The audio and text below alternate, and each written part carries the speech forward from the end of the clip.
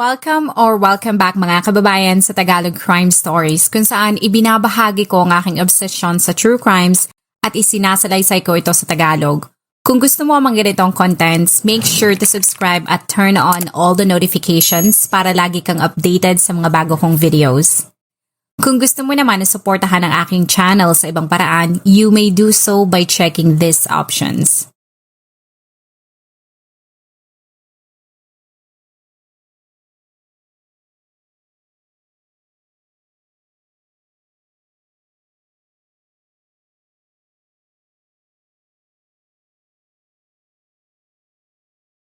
Ang mga caregivers, lalo na yung mga Filipino ay in demand hindi lamang sa US, ngunit pati na rin sa ibang mga bansa tulad ng Canada, Japan at ilang bansa sa Europa.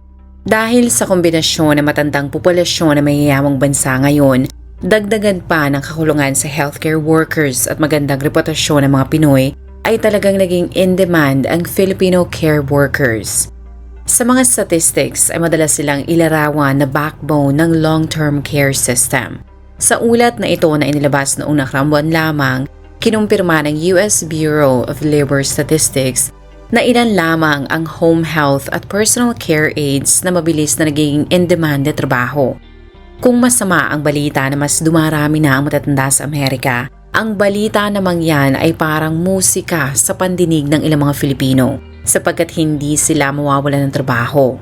Kung ang ilan ay gustong makapasok at makapagtrabaho bilang caregiver sa US para maiahon at matulungan ang kanilang pamilya, ang Pinay naman na si Carmelita ay isa sa matatawag mong batikan pagdating sa pagtatrabaho doon. Si Carmelita ay isa sa napakaraming mga Pinoy na piniling manirahan sa state ng Illinois. Pero sa halip na piliin ang mas tahimik na lugar, ay ginusto nito na manatili sa mas maingay na syudad ng Chicago. Ayon sa immigration record, 1997 pa lamang ay nasa US na pala ito sa pamamagitan ng working visa. Tulad ng ibang Filipino, si Carmelita ay nilarawan na masayahin at laging nakangiti sa tuwing makikita nito ang kanyang mga pasyente. Sa ganda ng record ay hindi naging issue dito ang pag-extend ng kanyang visa. Sa pagtsatsaga, ang mga tao sa kanilang probinsya sa Pilipinas ay natuwa at hinangaan ang pagiging madiskarte nito sapagkat mabilis ang naging pagganda ng kanyang buhay. Nang nakakatamasan ito ng ginhawa sa buhay ay hindi na lamang ang kanyang sarili ang nabibilhan niya ng nagagandahang mga bagay, kundi nadadamay na rin ang ilan niyang mga kapatid kahit ang ilan niyang mga kaanak. At dahil sa naniniwala si Carmelita na kapag naging mapagbigay siya ay mas lalo siyang pagpapalain, ay lalo itong naging matulungin. Ang mga tao ay hinangaan na kahit malayo na ang narating nito sa buhay, si Carmelita ay nanatiling mapagkumbaba, matulungin at kahit anong oras ay handa itong tumulong sa mga nangangailangan. Kaya naman ito ay nakilala sa Filipino community sa Chicago. Ngunit noong 2013, ang pagbumuka ng mabait na certified nursing assistant ay inilabas ng Cook County State Attorney Anita Alvarez. Ang mga kababayan nito sa US ay nagulat sapagkat kinakaharap nito ang kaso na maituturing na isang Class 1 felony at hindi magkaintindihan ang mga kaanak nito sa Pilipinas sapagkat kung makulong, ang ginang ay maaaring masintensyahan ng hindi tataas sa 15 taon. Sa court document ay nakalagay na ang nagdedemanda rito ay isang Amerikano na kinilalang si Marshall Davis. Ito ay naiulat na isa palang pasyente sa St. Joseph Hospital kung saan nagtatrabaho si Carmelita. Bagamat aprobado na ng prosecutor ang kaso laban sa Pinay, ang mga kaanak nito ay hindi pa rin makapaniwala sa mga akusasyon ng Amerikano laban kay Carmelita. Ang ilan ay sinabi na baka naman gawa-gawa lamang ang mga sinasabi ng di umunong biktima. Para sa mga ito ay maaaring may diskriminasyon na nangyari dahil Pinay nga si Carmelita.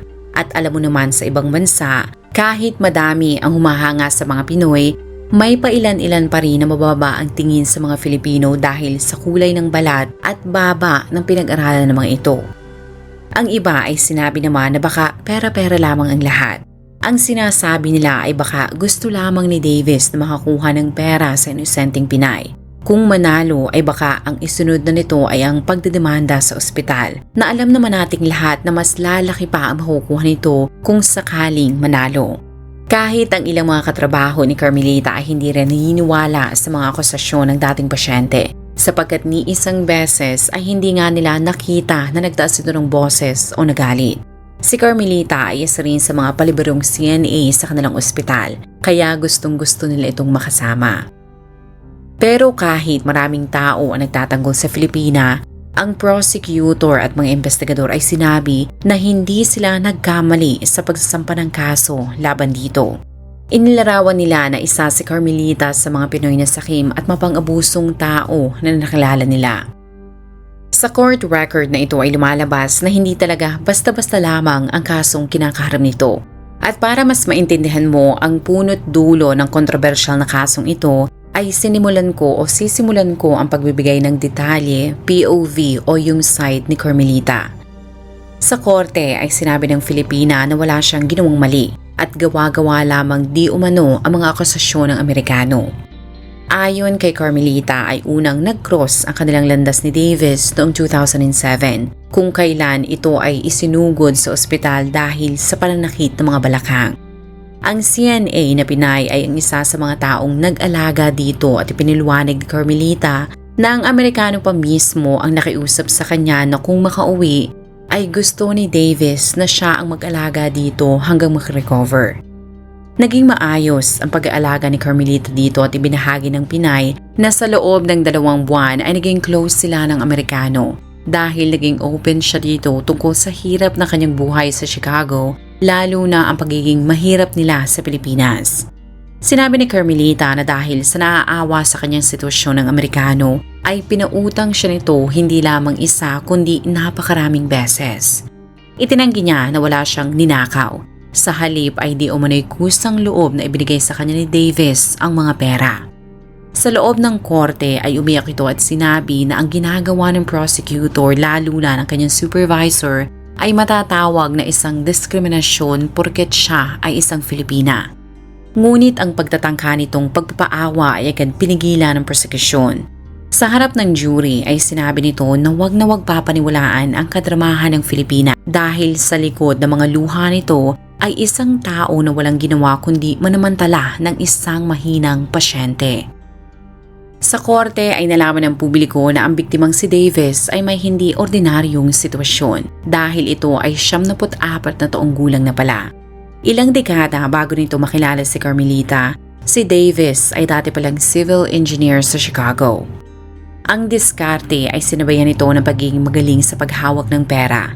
Kaya si Davis ay hindi lamang nagkaroon ng savings o ipon. Ngunit meron din ito maraming investments na iniligay nito sa stocks, bonds, money markets at hindi mabilang na annuities. Bagamat itinuturing ng isang matagumpay na tao, ni isang beses ay hindi ito nagpakasal. Kaya nang mag-retire ay nagdesisyon nito mag-downsize para hindi marami ang kanyang intindihin. Si Davis ay kumuha ng condo sa Chicago rin at nag-enjoy na lamang ito sa buhay kahit mag-isa. Ito ay bumiyahe rin sa iba't ibang bansa. Pero nang sumapit ang ika-70 kaarawan nito ay unti-unting naglelo si Davis dahil pahina na ng pahina ang kanyang katawan. Noong ito ay 70 taong gulang na ay napatawag siya bigla sa 911 dahil sa pananakit ng kanyang balakang. Sa St. Joseph Hospital ito na-admit at nagpatotoo si Davis na nakilala nga niya si Carmelita dahil isa ito sa mga taong mababait na nag-alaga sa kanya. Kaya bago siya ma-discharge o makalabas ng ospital, ay inalok niya ito ng trabaho para maging kanyang caregiver. Ang alok ay hindi tinanggihan ni Carmelita sapagkat dagdag sahod rin yun. Pero ayon sa prosecutor, ang pagiging close ng Pinay sa biktima ay hindi lamang nagkataon. Ngunit talagang sinadya nitong mapalapit sa biktima simula nang malaman nitong mapera si Davis. Sa korte ay hinarap ng prosekusyon ang isang doktor na nagpatunay na 2007 pa lamang ito ay meron ng demensya. Para sa mga hindi pamilyar, yan yung kondisyon kung saan ang isang tao ay nakakalimutan na kung saan sila nakatira, kung sino ang mga kaanak nila, paano magluto o kung ano ang nangyari kahapon. Minsan kahit pangalan nila ay hindi rin nila maalala. Maging ang oras, lugar ay nagdudulot din sa mga ito ng kalituhan. Ang demensya ay hindi mo pwedeng ikumpara sa pagiging makalimutin. Dahil ayon sa mga eksperto, kung ikaw ay merong demensya, ay nag-iiba ang sistema sa loob ng utak mo na nagiging dahilan kung bakit ang mga taong merong kondisyon na yan ay nahihirapang gawin ang normal na gawain nila sa araw-araw. Kung ikaw ay merong kakilalang may demensya ay hindi sila masama o kaya naman ay pinapahirapan nila ang buhay mo. Pero ang totoo ay ang utak talaga nila ang mismong nagpapahirap sa kanila. Kaya ang mga taong tulad nila ay nangangailangan ng isang tao na pasyensyoso, mabait at naiintindihan ang kanilang sitwasyon. Ang pag-uugali na yan ay nakita ni Davis kay Carmelita kaya inalok niya ito upang maging caregiver. Pero ayon sa prosecutor, ang pagtanggap ni Carmelita sa trabaho ay hindi talaga para pagaanin ang buhay ng Amerikano. Ngunit kuminang ang mga mata nito nang malaman na makapal pala ang bulsa ni Davis. Base sa investigasyon, walang naging issue ang biktima sa kalidad ng pagtatrabaho ni Carmelita. Pero ang hindi nito alam, 2 buwan pa lamang ang Pinay bilang caregiver, ay may plano na pala itong nakawing unti-unti ang pera niyang pinaghirapan ng ilang dekada na hindi niya nalalaman. Ang kasamaan ni Carmelita ay hindi agad nadiskubre. Natuklasan lamang ito ng Catholic Charities Older Adult Services na isang non-profit agency na tumutulong sa mga matatanda na mapadali ang kanilang buhay pag mga retirado na. Sa puntong yan ay halos 95 years old at hinang-hina na si Davis. Habang inaayos nila ang detalye ng mga ari-ariin nito sa paghahanda sa kanyang pagpanaw, ay nadiskubre nila na kahit ito ay kinukonsidera ng disabled dahil sa katandaan at dementia nito, ay nagawa pa pala ni Davis na mabago ang kanyang last will and testament noong April 2008. Bukod dyan ay binago rin pala ni Davis ang kanyang guardianship kaya upang wala maging problema o issue sa mga pera nito sakaling mamatay, kinontak nila si Carmelita sapagkat nakalagay sa mga dokumento na ito ang guardian ni Davis ng ilang taon na. Ngunit ang dapat sanang smooth transaction ay hindi nangyari. Dahil kahit anong kontak nila sa Filipina ay hindi ito sumasagot.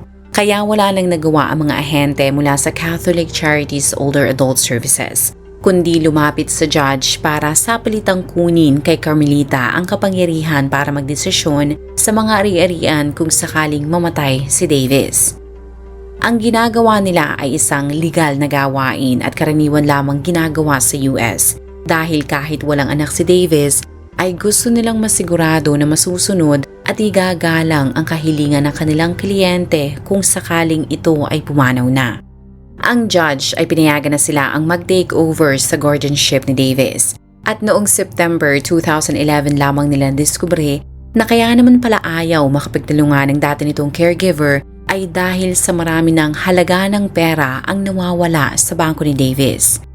Ayon sa prosecutor ay sinamantala ni Carmelita ang pagiging ulyanin at makakalimutin ng kanyang amo.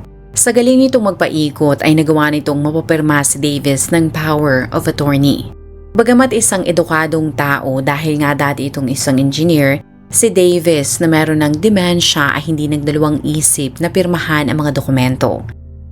Para sa mga magsasabi na isang legal na dokumento ang pinirmahan ni Davis, sa batas ng Amerika ay hindi ganun basta-basta ang pagbabago ng will, lalo na kung ang may-ari nito ay merong demensya. Kung gusto na may taong demensya na baguhin ang kanyang will, kaya naman itong mabago ngunit dadaan siya sa napakakomplikadong proseso. Kailangan muna ng pasyente na kumontak ng abogado na sisiyasat sa kanyang kalagayan. Kung sa tingin nito na naiintindihan pa ng kliyente ang mga bagay-bagay patungkol sa will, ay lalapit naman ang abogado sa isang doktor. Kung sa ekspertong opinyon nito ay naiintindihan pa nga ng dementia patient ang pagbabago na kanyang gagawin, ay doon na magkakaroon ng pirmahan, kung saan ay dapat merong mga tao na saksi sa pagpirma. Ngunit ayon sa prosecutor, ang komplikadong proseso na yan ay iniwasan ni Carmelita dahil kumuha lamang ito ng guardianship. Sa madaling salita ay napatunayan nito na wala nang kakayahan na magdesisyon si Davis para sa kanyang sarili. Kaya nangangailangan ito ng isang tao na kayang magdesisyon para sa kanya.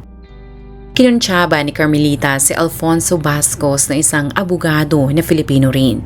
Ito ang naghanda ng power of attorney at kalaunang dokumento patungkol sa pagbago ng will na pinirmahan ng biktima noong April 2008. Sa dokumento ay nakalagay na meron pa palang rekomendasyon ng isang doktor na kinilalang si Dr. Simovich na competent o alam ni Davis ang ginagawa nito. Nang ma-interview ang nasabing doktor ay itinanggi nito na parte siya ng modus. Idinagdag nito na dinaya lamang ni Carmelita ang kanyang pirma na isang identity theft. Sa korte ay nalaman ng publiko na nakalagay pala sa orihinal na will ni Davis na halos lahat ng kanyang ari-arian ay bibigay niya sa Salvation Army. Pero nang mabago ito ay nakalagay na lamang doon na 50,000 na lamang ang mapupunta sa organisasyon. May makukuha ng $100,000 si Carmelita. Tapos ang nakakagulat, pati kaanak ng Pinay ay meron na rin makukuha. $25,000 sa babaeng anak nito. Pati asawa ni Carmelita na si Edgardo ay mabibigyan na rin ng $25,000. Pati kapatid nito ay makakatanggap rin ng parehong halaga ng pera. Hindi pa dyan natatapos ang lahat. Bukod sa $50,000 nitong sahod sa isang taon, binigyan rin ng suspect ang kanyang sarili ng $50,000 na bonus. Nakapagnakaw din ito ng $30,000 mula sa bank account ng matanda na ginamit ito para mapalaki ang kanyang bahay sa Pilipinas. At upang lagi silang magkaroon ng sahod, kinuha ni Carmelita ang kanyang asawang si Edgardo para maging driver ng biktima. Pati ang kapatid nitong babae na si Jocelyn ay kinuha rin niya para maging isang caregiver. Sa dami ng ninakaw, si Edgardo ay nagawa pang makabili ng sasakyan tulad ng Buick at Mercedes-Benz. Nakabiyahe din ang mga ito sa iba't ibang lugar at kahit anong bagay na gustuhin ng mag-asawa o kanilang pamilya ay hindi sila nagdadalawang isip na bilhin dahil nga ay hindi nila pinaghirapan ang pera.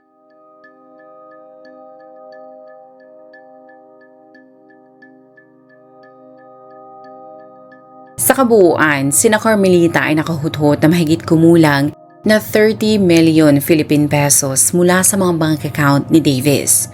Noong December 2014, ang mga nasasakdal ay napatunayang guilty sa patong-patong na mga kaso. Si Carmelita at asawa nito ay hinatulang makulong sa loob ng 6 na taon, habang ang kapatid nitong si Jocelyn ay nakulong sa loob ng 4 na taon. Sinamsam rin ang mga ninakaw at halos lahat ng kanilang mga ari-arian para maibalik sa kanilang biktima ang kanilang mga ninakaw na pera.